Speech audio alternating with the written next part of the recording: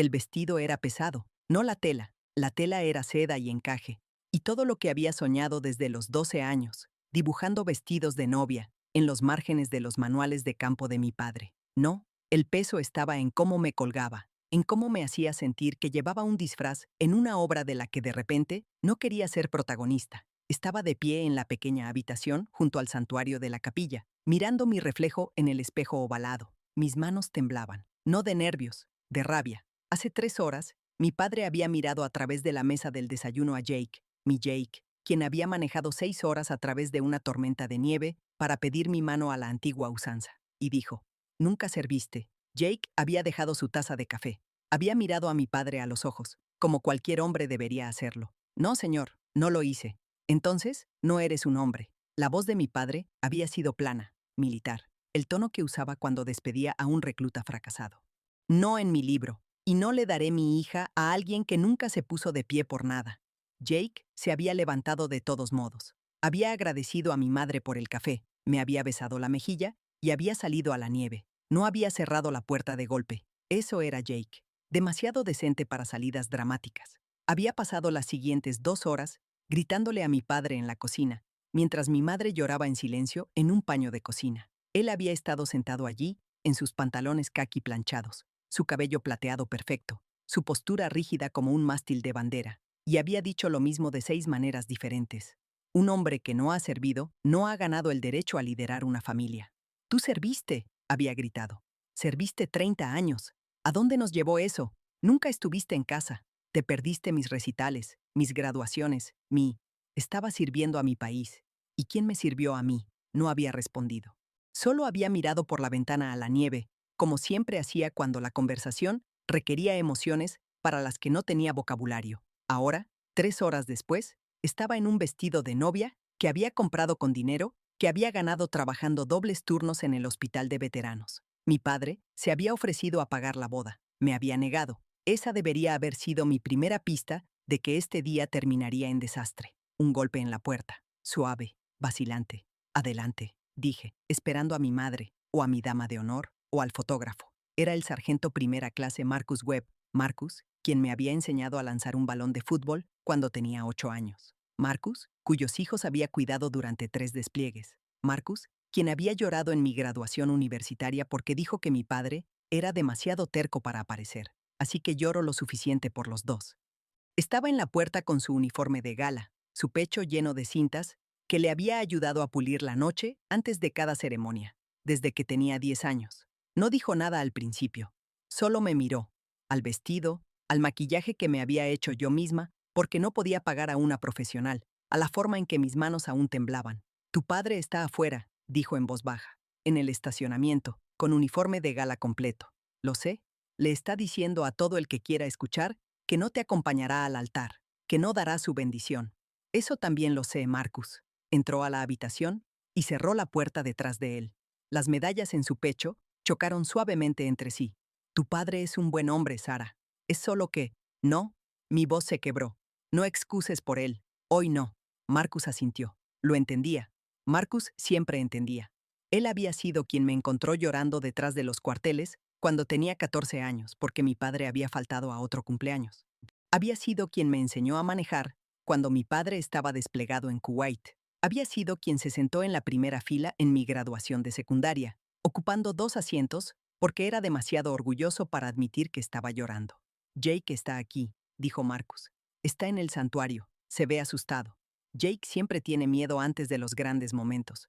Por eso es valiente. Marcus sonrió. Una sonrisa de verdad, del tipo que arrugaba la cicatriz sobre su ceja izquierda, donde un fragmento de IED lo había besado en 2009. «¿Lo amas?» «Sí». «Entonces, eso es todo lo que importa». Hizo una pausa. «Pero Sara, tu padre no es el único ahí afuera». Levanté la vista. «¿Qué quieres decir?» Marcus no respondió. Solo abrió la puerta y se hizo a un lado. A través de la puerta, podía escuchar el murmullo de los invitados en el santuario. El organista tocaba algo suave y clásico. Y debajo de eso, escuché botas. Botas pesadas, rítmicas, militares sobre madera dura.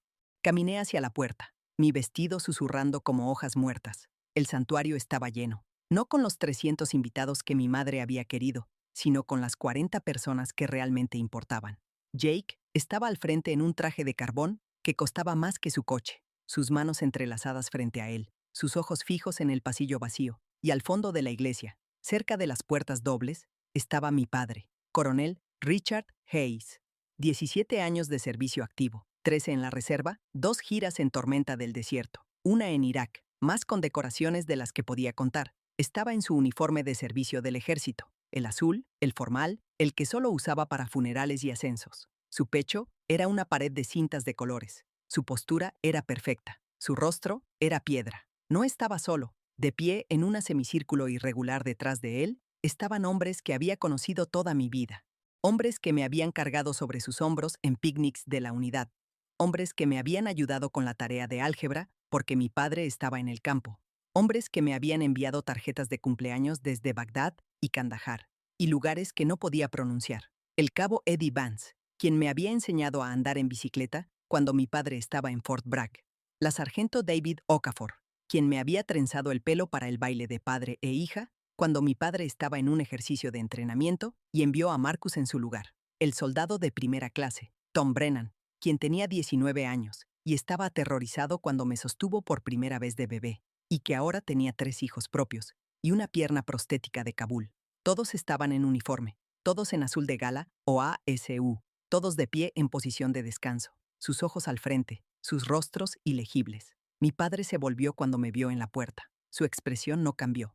Te lo dije, dijo, lo suficientemente alto para que toda la iglesia lo escuchara. No te entregaré, no a un hombre que nunca sirvió. El silencio que siguió fue absoluto. Incluso el organista dejó de tocar. Sentí que mis manos dejaron de temblar. Algo frío y duro se asentó en mi pecho, la misma cosa que me había llevado a través de la escuela de enfermería, mientras trabajaba a tiempo completo, a través de la desaprobación silenciosa de mi padre por cada elección que había hecho, a través de la soledad de ser la hija del coronel, en un mundo donde coronel significaba más que hija. Entonces no lo hagas, dije. Entré al pasillo. El vestido se arrastraba detrás de mí, pesado, ridículo, hermoso. Empecé a caminar hacia Jake. No rápido, no lento, solo caminando, un pie delante del otro, como había aprendido a hacer todo en mi vida. Estaba a mitad del pasillo cuando escuché las puertas. No las del frente, las de atrás, las puertas dobles que llevaban al estacionamiento. No se abrieron de golpe. Se abrieron con precisión militar, una tras otra, un ritmo que conocía en mis huesos. Botas, botas pesadas sobre madera dura. Me detuve. Los ojos de Jake se abrieron de par en par. Mi padre se volvió. Entraron por las puertas en parejas, 2 por 2, como animales en un arca que no sabía que navegaba. El sargento primera clase Alan Reeves y el especialista Miguel Santos, la sargento Tanya Williams y el cabo James Park, el teniente Daniel Foster y el sargento primera clase Marcus Webb, Marcus, quien se había escapado por la puerta lateral mientras yo no miraba. No estaban en el santuario, estaban en el pasillo. Estaban formando 2 filas, una a cada lado, mirándose entre sí, creando un corredor de azul y verde, y cintas y latón. Un corredor de soldados, mis soldados, mi familia. Había crecido en sus cuarteles y sus parques de vehículos y sus salones improvisados. Había comido sus MREs y aprendido su jerga y llorado en sus funerales. Me habían llamado mocoso del batallón cuando era pequeña, luego la hija del coronel cuando era mayor, y finalmente, cuando era lo suficientemente mayor para entender lo que significaba, me habían llamado su hija. No la de mi padre, la de ellos. La última pareja entró por las puertas. La sargento Denise Okonkwo y el capitán Robert Hale tomaron sus lugares al frente de las filas, más cerca del altar, y se pusieron firmes. Entonces, como uno solo, 30 hombres y mujeres en el uniforme del ejército de los Estados Unidos se volvieron para mirarme. Atención, la orden vino del sargento primera clase Reeves. Su voz llevando la misma autoridad que había llevado en los campos de desfile desde Georgia hasta Alemania. 30 espaldas se enderezaron, 30 barbillas se levantaron, 30 manos derechas se llevaron a las frentes en un saludo que se mantuvo por un latido. 2, 3, y luego bajaron sus manos. Y sonrieron. No todos. Algunos, los que habían estado con mi padre más tiempo, los que le debían sus carreras o sus vidas, mantuvieron sus rostros neutrales, pero la mayoría sonrió. Marcus sonrió como un tonto. Vance guiñó un ojo. Okafor articuló en silencio. Tú puedes, niña. Y luego empezaron a marchar. No rápido, no lento. Un paso fúnebre, un paso de boda. El paso que usaban cuando la precisión importaba más que la velocidad.